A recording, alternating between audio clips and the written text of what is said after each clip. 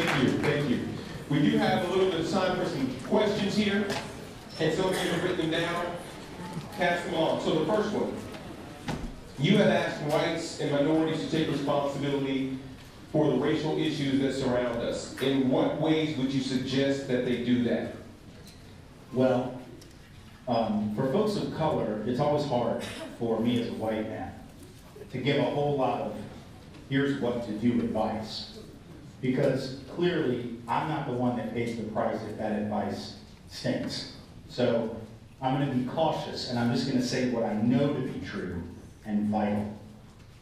The role that folks of color have always played in this struggle, in addition to leading it, is serving as those truth detectors, those truth barometers that keep us honest as a society when we'd rather not be, you know.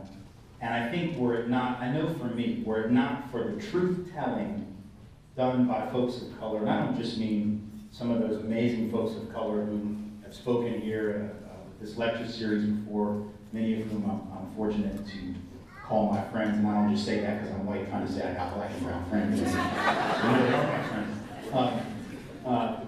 But also the folks of color who I met in public housing in the city of New Orleans when I worked in those communities as a community organizer. These were folks, many of them without high school education, certainly without college in most instances. But they had some of the most important wisdom to share that could only be learned in life and not so much necessarily in a sociology textbook, as valuable as those can also be. So for folks of color, keep telling the truth. Know that no matter how much the culture tries to make you think that you are crazy, that you are not crazy, that the culture is crazy, and that you all are some of the few sane folk left in many instances, and were it not so, you wouldn't have survived. So that's the role, and you can determine how you play that role, but it means telling your stories whenever you can, and however loudly you can, because we need to hear them. Now, for white folks, it's a little different. I think what we've got to do is we've got to also tell our stories, but we've got to get clear on what they are, because most of the time we haven't been encouraged to really think about that, you know? When you ask white folks, well, what does it mean to be white? Tell me about growing up white. What was that like, you know? Most of us haven't given it a whole lot of thought. I mean, I wrote a whole book, White Like Me, about my own experience, but what was shocking to me was no one else had written that book yet, right? I mean, there are a lot of white folks who could have written that book, and none of them did. And I'm like, man, that title's not taken? Okay. Cool, I'll do it. But most of us have not gotten used to really talking about our racialized experience. So if we're going to be good allies in the struggle, if we're going to be of any use in solidarity with people of color, we've got to get clear on how we have been racialized and socialized as white folks in a white-dominated society, because it's had an effect on us, whether we want to acknowledge it or not. And a lot of it has been negative. We have internalized, at least at some level, every one of us, some degree of that white supremacist mentality. It doesn't mean that it's the controlling part of us. It doesn't mean that we can't defeat it in those moments that matter. We can, but it's there. And part of defeating it, part of controlling it, is acknowledging it. So you can't acknowledge what you don't see, and you can't see what you sometimes don't force yourself to acknowledge. So really, I'll tell you what people of color told me in New Orleans. They said, you need to take inventory of your life and figure out why this moves you so much. Why do you care? And it's got to, I tried to give them an answer that was political, you know, well, injustice anywhere is a threat to justice everywhere. And they said, no, that one's taken. You have to come up with your own mind. And I said, okay, I'll work on it. And I went and I did, and I just took out a piece of paper and I started writing, and I had like 15 pages of stuff in my life where race had been clearly implicated in my schooling, in my job history, in my family background, in where my parents grew up, and you know, all of the opportunities they'd had, my experiences with law enforcement, you know, and the way that I was given a free pass for all kinds of illegality, which I can tell you about now because the statute of limitations says So I had to write about that, but first I had to think about it. So I think the first step, even though it doesn't sound like it's activism, is start getting clear on your story. While you're doing that, however, you've got to lend your voice to these struggles that are going on in this state. You know, that means when you speak, When you see that border agent, take out some papers and show them to him to prove that you belong here. It'll confuse the hell out of them. Right? I'm talking to white folks now. Like, I tried this at the airport. I was in Arizona like a month ago, and I was getting off the plane. They got border agents in the airport. What are they doing? Are they like, they think folks are flying over now? They're just like they just got people hanging out, and I see the guy, and he's a border agent, and I'm like, wow. And so I confused the hell out of him. I had my passport with me because I was getting ready to go to Canada in a couple of days. So I had like all this documentation. I said, really, I'm legal, really.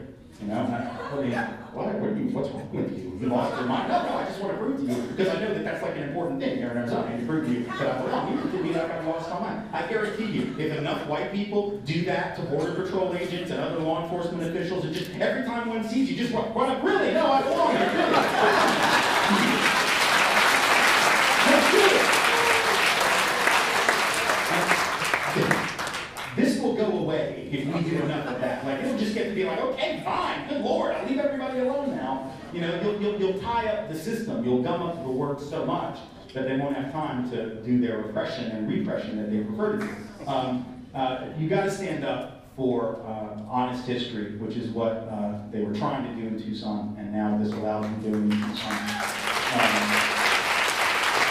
And what we're going to need to do on that one, I'll tell you, and I said this, I was in Tucson last month, and what I told them, I said, you know, as much as I want to see those decisions reversed and I want to see this program back on its feet, we cannot trust that the school system is going to handle this. We cannot trust that a school system that was not set up for brown children is suddenly going to function in a way for the benefit of brown children. So that means parents, and that means educators, and that means peers. We are going to have to take these programs. We're going to have to do, in effect, lots of studies in our homes, and in churches, and in synagogues, and in mosques, and in community centers, because they can't stop that. They can take it out of the classroom and they can proclaim victory, but we can have, you know what, we got all kinds of stuff, we got extra time. There's time on the weekends, there's time in the evenings, and by God, it's important enough. We need to do that like 3 hours a week. We're having class, and it's not going to be over there in the school where they don't want you to learn the truth. It's going to be right here, in our home, on our sofa, in our basement, and we're going to do that. In the meantime, we fight to get it back in the schools, but we can't wait around for the schools. We've got to move. Next question. All right. Sorry, we have time for one, maybe two more questions. This question.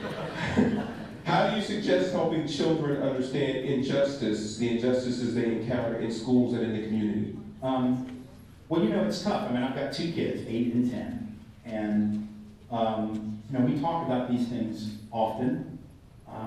And it's always difficult to know what's age appropriate. When you've been talking to college-age students, you know, full-grown men and women for 22 years, and then you got little ones, and you realize it doesn't always work the same way. I can't sit down with them and say, well, this is a system of white supremacy and domination and hegemonic control of, you know, I don't get that, you know. So here's what I think we can do, though, and there's a way to do this that I think can be empowering and not deflating or scary. Because this is the thing about kids, right? Is that, you know, if you, let's say kids of color and white kids. Okay, so if you're talking in a classroom or even in your own home, and you've got children of color, and they're tiny, they're kids, they're little, kindergarten age, first grade, whatever, and you're telling them the truth, which I believe in telling kids truth. I don't believe in lying and pulling punches and trying to sugarcoat it.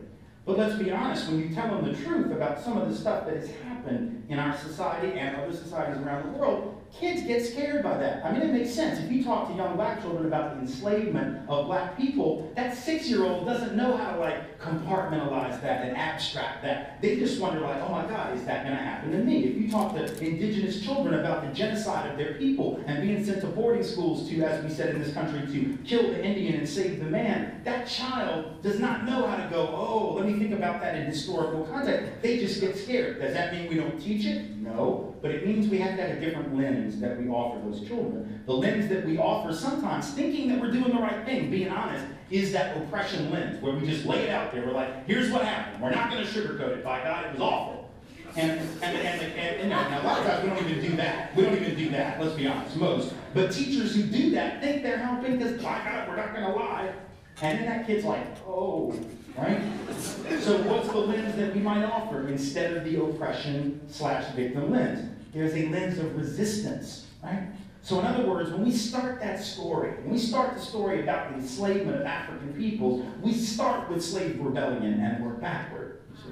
We don't start with the theft of bodies from Africa and then we get to the rebellion somewhere later. We start with rebellion and we move back. So we invest young people with agency, that they know they are not passive recipients of other people's evil, that they have choices to make. And here are some of the folks who did that. That is a very different lens. For white students, similarly, if all we do is offer the oppressor lens, well, that's going to do nothing but instill guilt on a good day. On a bad day, it's just going to instill anger. You know, that white child is going to feel at best like, oh my God, my people have done all this horrible stuff. Oh my God, I'm going to hit myself in the head and, you know, be just, you know, totally crestfallen and guilt-ridden. That doesn't help anyone. So what lens might we offer white children? Well, they need desperately and almost never get in our schools that lens of allyship. If I were to ask you right now to name 5 anti-racist white allies in history, the odds are pretty good that you could not do it, and if you could, almost everyone that you could name was a martyr,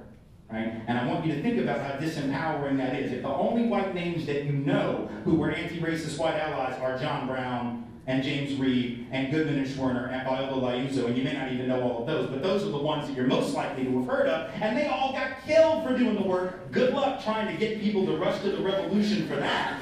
When everybody they know that ever did it look like them got killed for it? No. There have been hundreds, there have been thousands of white folks going all the way back. We needed more of them, not enough. But there have been many, many, many white folks going all the way back to the colonial period who stood up and said no. Who stood up and said no to the genocide of indigenous people. Stood up and said no to the enslavement of African people. You have people like Jeremiah Everts who stood up against Indian removal. And you have folks on the floor of the United States Senate who stood up and opposed the war with Mexico and specifically said that the reason they opposed it was a war for Anglo-Saxon domination and oppression.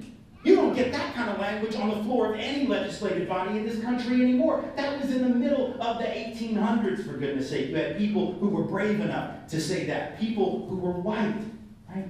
Where are those names in history? We don't know them. If we don't know them, it's very hard to get little white children to think that they've got role models that actually come out of their own communities that they could follow.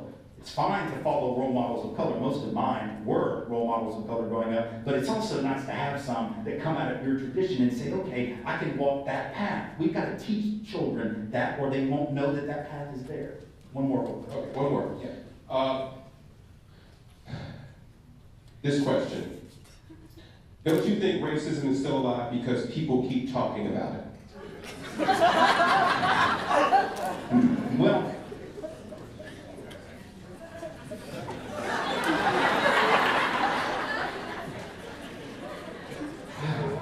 no. I'd like for us to just filter that question and my answer through a hypothetical, alternative, analogous question. Let's say that you were to suggest that, just imagine this. Let's say I was a speaker on world hunger.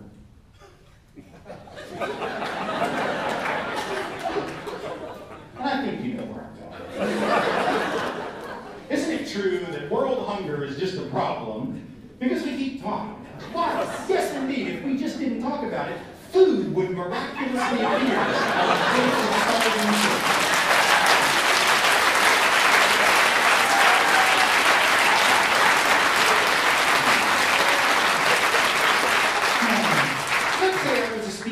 Crime. Are you scared of crime? Me too. I've been held up at gunpoint. I've had my car broken into and my house burglarized. Shh! Fool! You talk about crime, don't you know someone is going to get carjacked right now?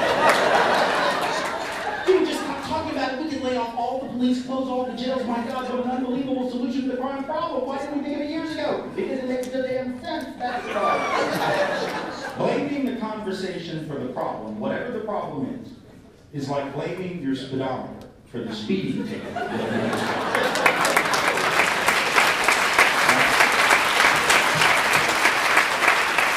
doesn't mean that all conversation is good conversation. But the conversation cannot be the cause of the problem. Having said that, we must move beyond the conversation because, and I'll close with this really interesting example that Harry Allen, who was a hip-hop journalist and non-performing member of Public Enemy. But years ago, I was at a conference with Harry, and he had this amazing example of why he didn't trust racial dialogue. And he said he was, at the time, there was like about a month before, there had been a made-for-TV movie. And there had been like a spate of these movies about hostages being taken in a schoolyard, in a community. There have been like 3 or 4 of them. Henry Winkler was the principal, you know, the Fonz from Happy Days, which will be a reference that makes no sense to like 2/3 of the people. He was the principal. So there was like a spate of these hostage-taking movies. And Harry said, you know, the problem he had with racial dialogue, and it was brilliant. He said, you know, you ever notice what they do? Like, what do they do when they're getting ready to shoot the hostage taker? They always get him on the phone, and then somebody is talking to the hostage negotiator, and he's saying, just keep him talking, just keep him talking, so we can shoot him right through the window and kill him, right? In other words, dialogue sometimes becomes a substitute for action and even allows us to delay doing what needs to be done, while everyone else, as Harry said, is circling the building. Right? So we're talking, and they, who are not necessarily wanting to have this conversation, are encircling the building. So all dialogue isn't helpful, right? Just because it's a conversation doesn't mean it's going to solve the problem, but it would be, I think, highly illogical to blame the conversation for the problem. Were there not a problem, we wouldn't have to talk about it. And what our problem has been is that we've been talking about it for years, and we've been talking about it honestly almost never. And that is the problem. So dishonest and incomplete and non-revelatory conversation is the problem. But the conversation itself has to happen. Thank you all. Ladies and gentlemen,